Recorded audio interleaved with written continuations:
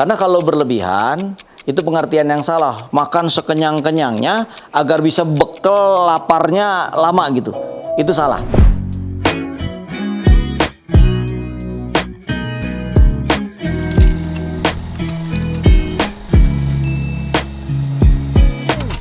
Halo sahabat Sentul City, saya Dr. Doni M. Salahuddin.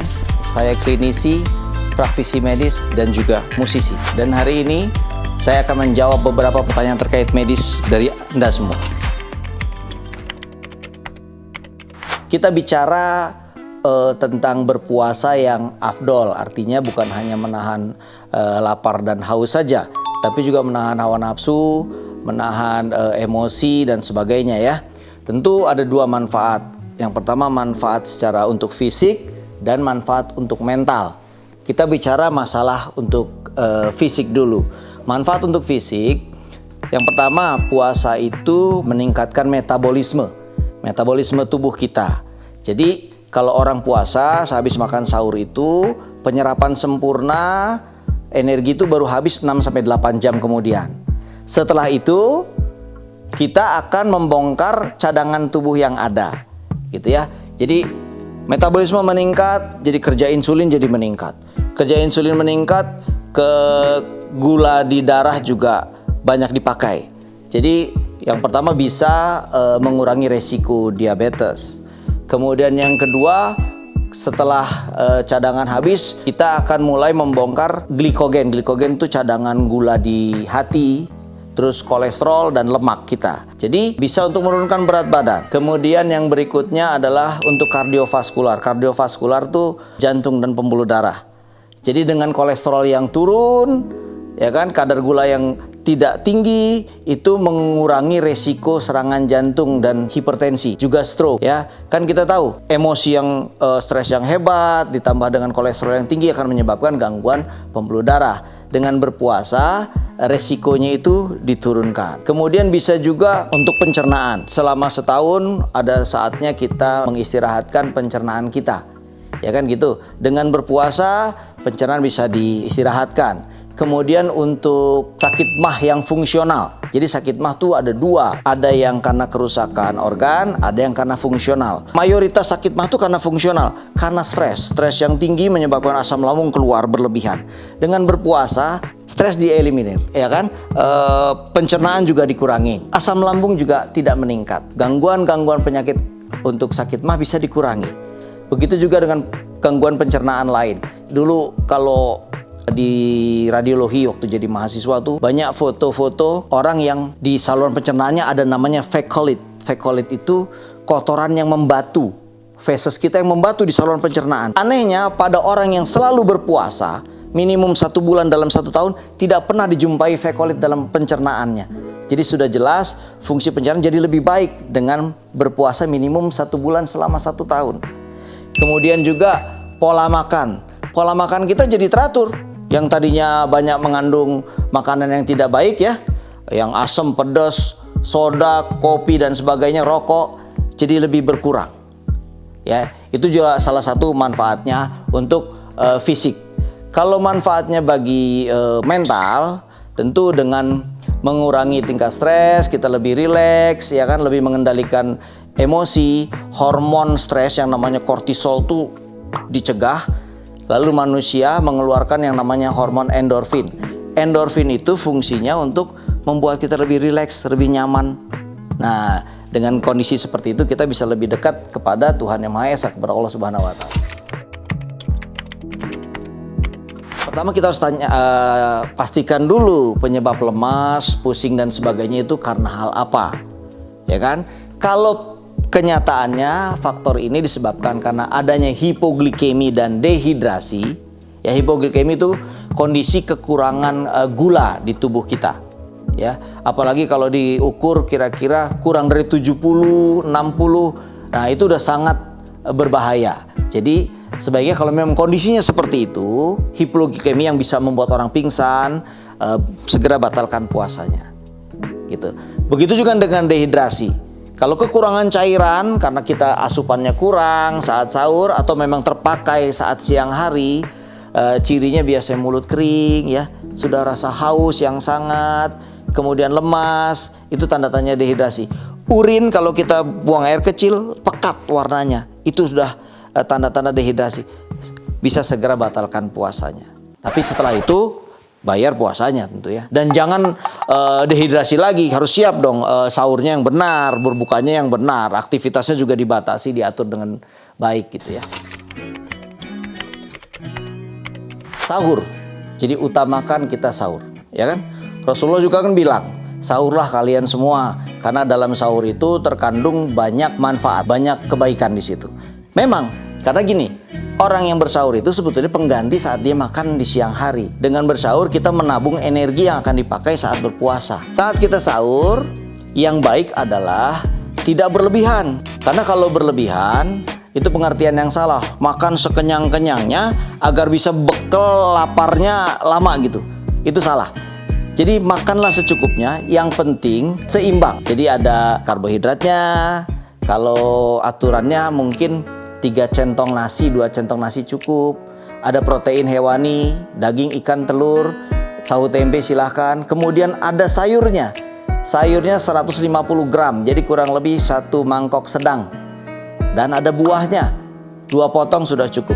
Kondisi yang lengkap ini akan menyebabkan kita lebih tahan saat menghadapi puasa esok harinya. Dan jangan lupa untuk menghindari dehidrasi atau rasa haus, kita harus cukup minum.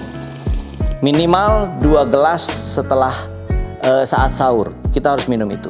Nah, dengan kondisi seperti itu, diharapkan cadangan energi kita bisa bertahan sampai 12-13 jam. Itu yang menyebabkan kita bisa tahan. Kemudian hindari atau kurangi juga segala aktivitas yang menguras fisik pada siang hari, terutama yang menyebabkan kita dehidrasi dan kekurangan cairan. Kalau memang Anda ingin bertahan kenyang lebih lama, makanlah makanan yang banyak mengandung serat. Jadi karbohidrat yang indeks glikemiknya rendah, sayur-sayuran gitu ya. Karena serat dan lemak dalam jumlah yang cukup itu membuat kita kenyang lebih lama, karena dicerna lebih lama dia. Kita mengantuk biasa ya, karbohidrat masuk, di asupan gula masuk, kemudian aliran darah kita banyak ke saluran pencernaan karena menjemput gizi yang sedang dicerna itu ya, otomatis kita mengantuk. Tapi apakah tepat kalau kita langsung tidur? Sebaiknya tidak. Kenapa? Yang pertama, karena butuh waktu untuk melakukan proses pencernaan makanan. Dan proses pencernaan makanan itu baiknya dengan postur yang tegak, ya dong. Kalau Anda tertidur, tidak tegak, ya, terganggu pencernaan prosesnya. Kedua, kalau kita tidur, ada yang namanya GERD, Gastroesophagus Reflux Disease, penyakit di mana asam lambung naik ke atas, berbalik. Dalam posisi tidur lebih mudah terjadi itu. Rasa panas di dada gitu ya, akibat dari GERD tadi. Jadi itu yang harus dihindari. Kurangi dulu 1 jam, 1 jam setengah, baru kita bisa tidur. Banyak yang berbuka puasa dengan makanan yang banyak gitu ya. Itu sebaiknya dihindari. Jadi berbuka puasa itu cukup memakan makanan yang manis-manis dulu, kemudian lakukan dengan perlahan. Jangan sekaligus. Kenapa yang manis? Jadi karbohidrat tuh ada yang indeks glikemiknya tinggi, ada yang rendah. Kalau kita buka puasa, makanlah yang karbohidrat yang indeks glikemiknya tinggi. Jadi langsung mengganti kekurangan kita yang siang hari, ya. Kemudian lakukan perlahan, jangan mendadak. Makan utamanya setengah jam kemudian. Biasanya habis sholat maghrib baru kita makan utama. Itu untuk menghindari apa? Kalau kita makan langsung banyak, akan ada stretch, jadi lambung kita tertarik terlalu besar, itu akan menyebabkan diafragma terdorong, jadi kita sesak, mual, begah, rasa tidak nyaman itu terjadi. Jadi harus bertahap seperti itu. Yang pertama es. Jadi air dingin dan air hangat sama baiknya. Jadi salah itu pendapat orang air es, air dingin mengganggu, merusak organ dalam, tidak boleh saat salah. Sama baiknya. Apalagi sebenarnya meminum air yang dingin itu lebih mempercepat proses pencernaan, memperbaiki proses pencernaan air dingin itu. Udah gitu kalau puasa lebih cepat menghilangkan dahaga dibanding air yang hangat. Ya, dan pasti dijamin tidak merusak organ dalam air dingin itu. Ya. Kedua, air hangat juga sama manfaatnya.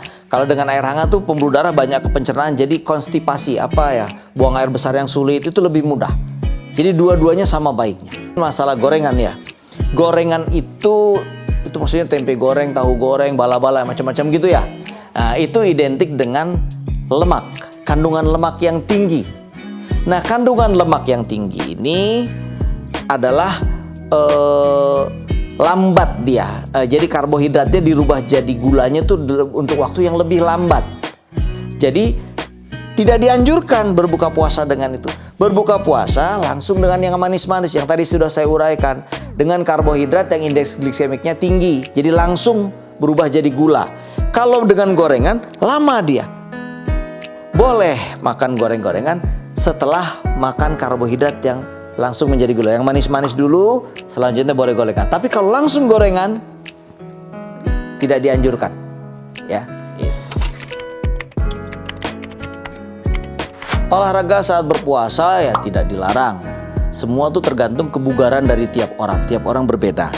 Tapi untuk menghindari adanya dehidrasi dan hipoglikemi atau kurangnya gula darah, usahakan jangan lakukan olahraganya di pagi dan siang hari.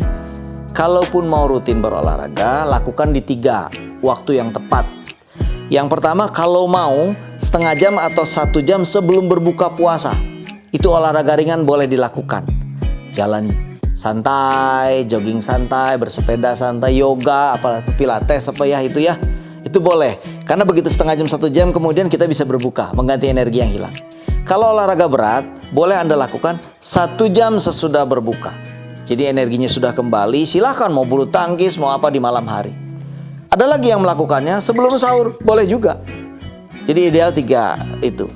Tapi ingat, tetap jaga hidrasi, cairan yang cukup. Boleh-boleh saja, tapi di aturan juga mereka diperbolehkan untuk tidak berpuasa asal mengganti dengan fidyah gitu ya. Cuma kalau memaksakan mau berpuasa juga ada aturannya. Hamil itu dibagi 3 trimester namanya. 3 bulan pertama, 3 bulan kedua, dan 3 bulan ketiga. 3 bulan pertama itu masa awal pembentukan janin. Jadi gizinya harus lengkap. Sebaiknya anjurannya justru trimester pertama ini kalau bisa tidak berpuasa. Karena di situ pembentukan janin lagi butuh gizi yang sangat. Ditakutkan nanti saat lahir BBLR, berat badan bayi lahir rendah, kecil bayinya. Tapi kalau trimester kedua janinnya sudah kuat, itu boleh ibu-ibu itu berpuasa. Bahkan manfaatnya bagus untuk mengatur berat badannya. Jadi hamilnya tidak terlalu berat nanti kan. Kedua, ada yang namanya diabetik gestasional. Jadi orang hamil yang diabetesnya muncul saat dia hamil. Nah, dengan berpuasa di trimester kedua itu biasanya terhindar dari kondisi diabetik gestasional. Jadi anjurannya lebih bagus bila ibu hamil di trimester kedua berpuasa. Trimester ketiga yang sudah mau melahirkan, itu juga boleh berpuasa. Hanya saja kalau sudah mendekati persalinan kan sering kontraksi. Sebaiknya tidak berpuasa. Karena kan nyeri kontraksi itu, tidak nyaman juga sambil berpuasa. Jadi itu untuk ibu hamil. Kalau ibu menyusui, gizinya dibagi 2 dengan yang menyusui kan. Ya ditakutkan ada dehidrasi. Boleh saja menyusui tetap berpuasa, tapi jangan lupa kecukupan cairannya, gizinya. Karena si anak juga memerlukan gizi dari air susu itu. Jumlah air susu tidak akan berkurang saat ibunya berpuasa. Hanya kandungannya yang sedikit berkurang. Kandungan lemak di air susu itu, terus mikronutrien seperti potasium, magnesium, zinc itu sedikit berkurang untuk bayinya. Jadi tergantung kesehatan janin dan kesehatan ibunya ya untuk batasan puasa atau tidaknya seseorang yang sedang menyusui dan hamil. Sebenarnya vaksinasi penyuntikan itu tidak membatalkan puasa, tapi nanti ahli lain yang menyatakan itu karena kan kita disuntikkan. Jadi tidak masalah. Tapi alangkah baiknya kalau memang sudah terjadwal divaksin, jadi lakukan vaksin itu setelah kita berbuka. Harusnya pelayanan vaksinasi juga melakukan itu. Tapi saya tidak tahu pelaksanaannya seperti apa. Yang ideal adalah lakukan vaksinasinya setelah kita berbuka. Baik, bagaimana sahabat Sentul City, semoga semua pertanyaannya sudah bisa dijawab. Jadi kita bisa menjalankan ibadah puasa dengan lancar, tetap sehat, dan jangan lupa tetap jaga prokes karena kita masih dalam situasi pandemi. Sampai jumpa di episode ngopi selanjutnya, ngobrol perkara ini.